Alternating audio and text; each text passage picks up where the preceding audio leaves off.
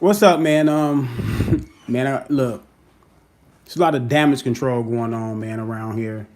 I heard the Kenny Porter interview, on 78 Sports TV channel. There was a really good interview. He alluded to the fight. 78 asked him, did he think his son won, and asked him about his thoughts on the fight. He said that he thought Shawn Porter won the fight, especially when the judges had 116 and 111.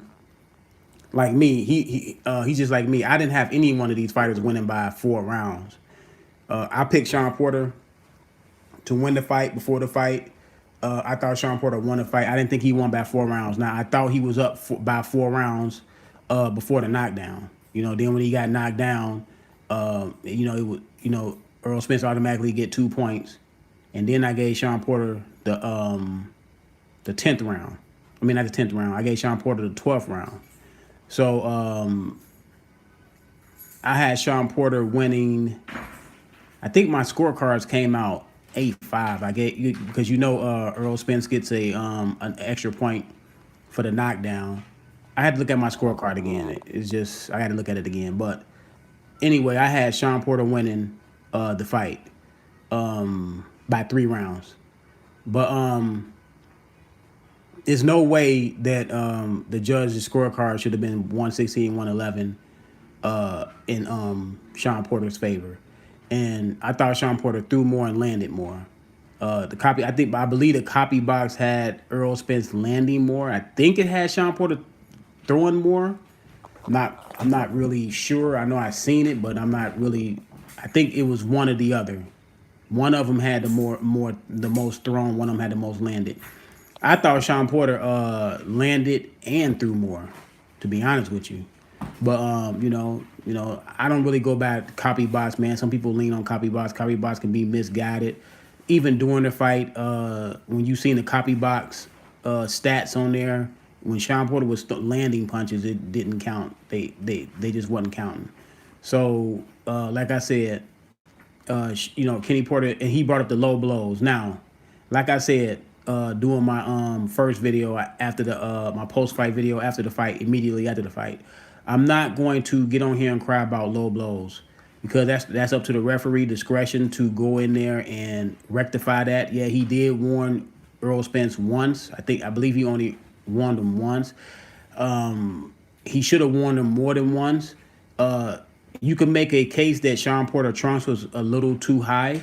Now, even if you want to say his trunks was too high, okay, I'm going to count. I was counting I seen the fight the other day. I was counting the low blows on the gold part of his trunks, and when he was hitting him on the gold part of his trunks, that was like 8 or 9 times by itself. Now, if you don't want to count that he was hitting him on the white part of his trunks, which is the belt line, okay. But the gold part, he was hitting Shawn Porter on his hips as well. So the hips, yes, you can debilitate people by hitting them on their hips. I've been hit on the hips. I had plenty rounds of sparring in fights. But I've been hit low. I've been hit to the body, and one thing about getting hit to the body, already when you get hit to the body, those body shots stay with you. Now imagine somebody hit you low. That's going to stay with you even more. Kenny Porter said that Shawn Porter came to the ring. Came to the corner and said that he was numb. I believe he was. And, we all know Errol Spence, went into the fight saying that Shawn Porter was a dirty fighter. Everybody knows you a dirty fighter. Shawn Porter did not one thing dirty in that fight. Errol Spence, you can make a case that Errol Spence was dirty in the fight. Because, yes, 1 or 2, maybe 3 punches straight low, okay. But when you start getting to like 7, 8, 9, 10, 11, 12, you know what I'm saying? You start to get down there by that. You start getting in the range of being dirty, and it seemed like me that was part of the game plan. Hit him on the hips, hit him low if you got to hit him low. Because one thing about guys that go to the body, yes, when you go to the body, especially Shawn Porter was short. When you go to the body, some of the punches going straight low. Yes, Shawn Porter pulled his head down a couple times, but not all the times that he pulled his head down and Errol Spence went low. He still went low. To me it was starting to get egregious because he was throwing combinations to the balls, like not just one shot. You know what I'm saying? When he was going down low to the body, you know what I'm saying? Make no mistake about it. Errol Spence was hitting him in the body clean, but he was also hitting him low clean, and a lot of them was egregious. A lot of them was like up under the nuts. So listen, a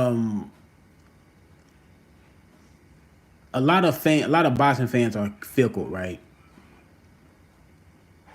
The Andre Ward Kovalev fight, and let me make a disclaimer. In the Andre Ward Kovalev fight, I had Andre Ward winning the fight. You know, I had to go back,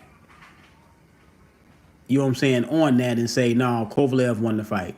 Because my mantra is always this: the champion gets a lot of the close rounds with me. That's just with me. I give the champion a lot of the close round, because if you don't go in there and you just take the round, you know, as a challenger, you know, definitively just take the round and it's close, the tie is going to the champion to me. And Kovalev won a lot of those close rounds. Now, Andre Ward made a good push on the second half of the fight, you know, but he knocked Andre Ward down. Plus, you know what I'm saying, I gave him a lot of the close fights. Now in this fight, and then in the Danny Jacobs fight with Triple G, I thought Danny Jacobs was competitive. I thought Danny Jacobs fought, you know, hard in some sense. I thought some sense he didn't. He left a lot of rounds on the table, but I thought Triple G won that fight by 4 rounds. It's people that thought Triple G lost that fight versus Danny Jacobs, even though Triple G knocked down Danny Jacobs in a close fight in a lot of people's eyes. Even the people that seen the fight, that gave the fight to Danny Jacobs. In the Kovalev Ward fight, it was a close fight. People gave Ward the fight, even though Kovalev knocked him down. Now you see you see where I'm going here. Now we get to the Errol Spence Shawn Porter fight. Now, like I said, both of these guys were champions. One, Shawn Porter was the WBC champion. Errol Spence was the IBF champion. So close rounds, you know, I'm gonna give it to you know, the guy who I think won the close round. It's not that the champion has a little bit of a leg up because both of them was champions. I thought a lot of the close rounds, Shawn Porter won. It was some close competitive rounds. It was only 2 definitive rounds. That was round 4 for Shawn Porter and round 10 for Errol Spence, by making Shawn Porter glove touch the ground. You know, so those are only 2 definitive rounds. It was some other rounds in there where I thought Shawn Porter could have definitively won. And there's maybe another round in there where I thought Errol Spence probably definitively won, but neither one of those guys won 4 rounds definitively. You couldn't look at that fight and say that guy won that round definitively. Like what I was saying about the fight, Shawn Porter, in some of the rounds, you know what I'm saying, Errol Spence had control. It was like three or maybe four rounds where I thought Errol Spence had control of the round up until the last minute. And then Shawn Porter will take it. Shawn Porter will out-punch him, outland him, make him miss, turn him on the ropes. That's another thing. Errol Spence never made a defensively. He never defensively or offensively made any adjustments. Shawn Porter didn't have to really make adjustments. It's just Shawn Porter was just giving Errol Spence different looks. That was the game plan for Shawn Porter. It was to give Errol Spence different looks, and that would be Shawn Porter's adjustment. It's just giving Errol Spence different looks and see if Errol Spence can handle whatever look he was giving Errol Spence. If Errol Spence would have been successful versus that one look, Shawn Porter was going to go to the other look and then the other look. So he was giving Errol Spence like 3 different looks. You know what I'm saying? Like coming behind a jab, or sometimes just coming in without jabbing, or when Earl Spence go to the body, counter him upstairs, or when Earl Spence have him on the ropes, turn him on the ropes. He turned Earl Spence on the ropes so many times. It was a textbook. Shawn Porter showed you a textbook move on what to do versus a guy that got you on the ropes, and that guy is a dangerous body puncher or a dangerous guy when he got your back up against the ropes. He turned Earl Spence so many times, it was comical how Earl Spence did not make an adjustment to that. How he just couldn't figure that out. Like I told y'all, Earl Spence don't make adjustments in the ring. He fights one way most of his fights. Now, you can go to that 1% when he fought Danny Garcia behind the jab, because Danny Garcia couldn't get past the jab, so we couldn't see if he would have had to do something different because he didn't get past the jab. But I knew Shawn Porter was going to either slip the jab, dunk under the jab, or just bull rush himself in. You know what I'm saying? Earl Spence was not going to be able to keep him out off of him just by jabbing. You know, a lot of people before the fight said, "Oh, Errol Spence gonna keep him behind that powerful jab." Errol Spence jab is not that powerful like y'all say it is. He got a decent jab, but it's not. And a lot of times he reverted back in this fight to what he was doing before the Mike Garcia fight. In the Mike Garcia fight, the jab was sharp. It was coming out with some power. It was coming out straight. In this fight, he was palm with the jab. He wasn't throwing the jab with no conviction. You know why? Because Shawn Porter had him off balance most of the fight. Shawn Porter took away his jab. And people are not talking about that. That's part of ring generalship. You know, people want to say about ring, who had ring generalship? Shawn Porter had the ring generalship. Because Shawn Porter dictated what a fight was going to be at. If the fight was going to be in the center of the ring, it was in the center of the ring. If Shawn Porter didn't want the fight to be on the ropes, guess what? He spent Errol Spence off the ropes. Not only spent off the ropes, because some fighters will spin off the ropes and then they'll just try to get away. He spent off the ropes and still had Errol Spence back up against the ropes, and he was punching Errol Spence. He effectively changed spots with Errol Spence and did what Errol Spence was trying to do to him, or did to him a little bit, and then he started doing it back to Errol Spence.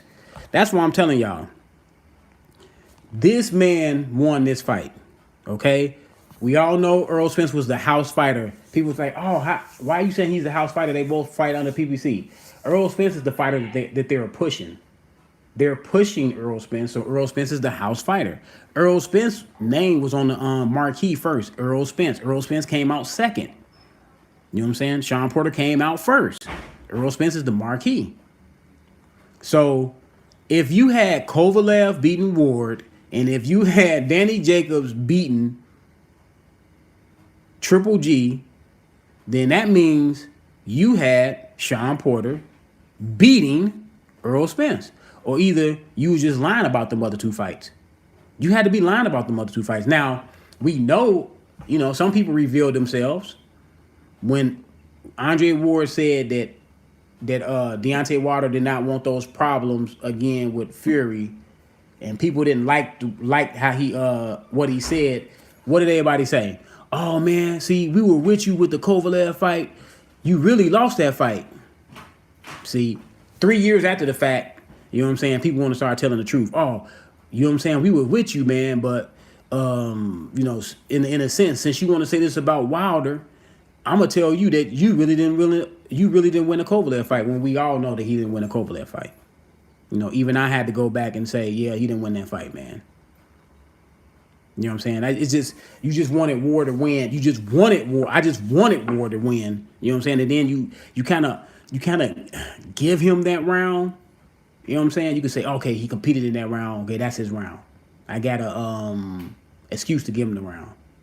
You know what I'm saying? So, like I said, man, it's a lot of people out there that just say things just to say things. They know that Shawn Porter won that fight. They can't say he won the fight. What they want to lean on is, oh, he knocked him down, and that was the tail of the fight. When before the fight, he was supposed to walk through the man. He was supposed to walk through him, break him down, knock him out. Because Shawn Porter is just wild. And what did Errol Spence say? "Shawn Porter, you just an in-shape street fighter." That's what he said.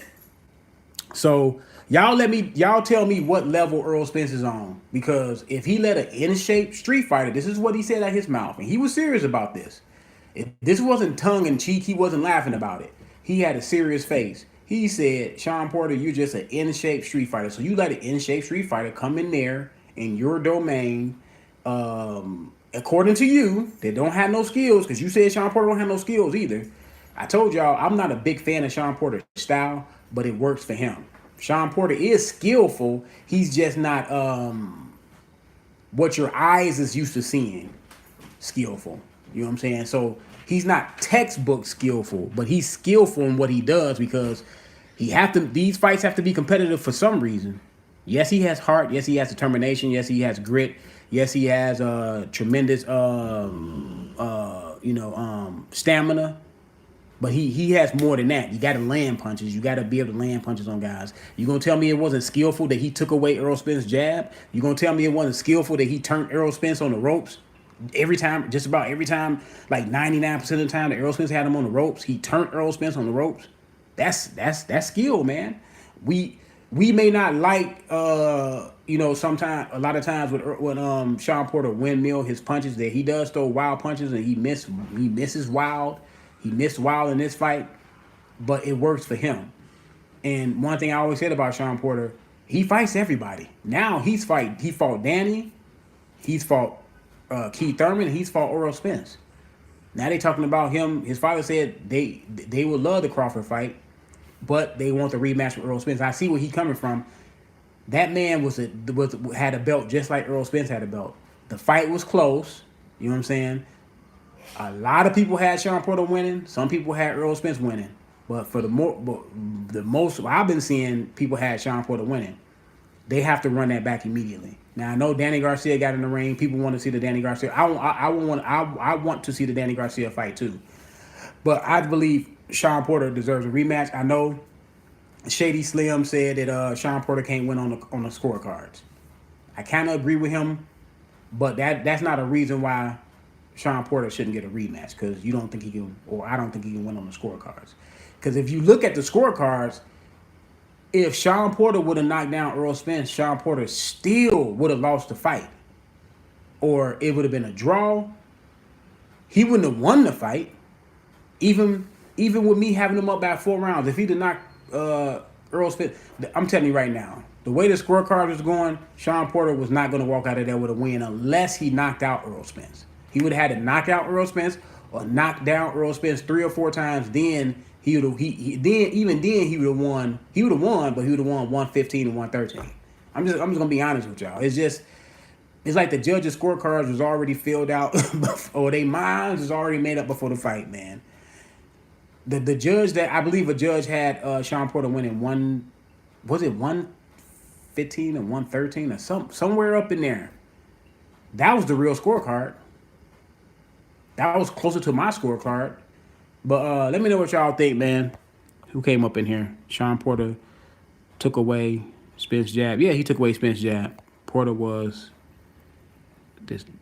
Yeah. He was dictating the pace. Just like when Mayweather rematched Maidana, he knew he had to redeem himself. That's why Spence won on. Yeah. Spence want to run it back. He want to run it back because he know he lost the fight, man. Fighters know when they lost a fight. You seen Errol Spence come out in like the 9th round, coming out dancing and all that. That man don't be doing that in fights, man. He knew he was in trouble. You know, Derrick James knew he was in trouble. Derrick James was like, he's getting tired. He's getting tired. Look over there. He's exhausted. Go get him. Go get him. Like I said, man, I know, like I always say, styles make fights.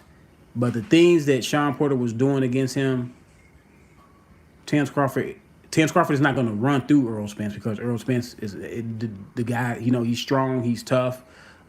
He comes in tremendous shape, but it will be competitive for 6 rounds. And after the first 6 rounds, Terence Crawford going to take over the fight. Terence Crawford is multi-dimensional. He's more multi-dimensional than Shawn Porter. He's a straighter puncher. He's more of a combination puncher. He's great on his back foot, and he can come forward and fight you if he needs to fight you. Terence Crawford is longer than Errol Spence. He's not taller, and Terence Crawford is not. I mean, Errol Spence is not that much taller than Terence Crawford, maybe an inch. Terence Crawford has longer arms than Errol Spence. Yes, he has longer arms than Errol Spence. This is going to be the cream going to rise to the top. It's going to be a competitive fight for the first 6 rounds, and then Terrence Crawford's skill level is going to take over the fight. I don't think he'll stop Errol Spence, but if Errol Spence has his defense start leaking to the point to where Terrence Crawford start hitting him with just about anything he want to hit him with, then he will stop him. But let me know what y'all think, man. I'm out.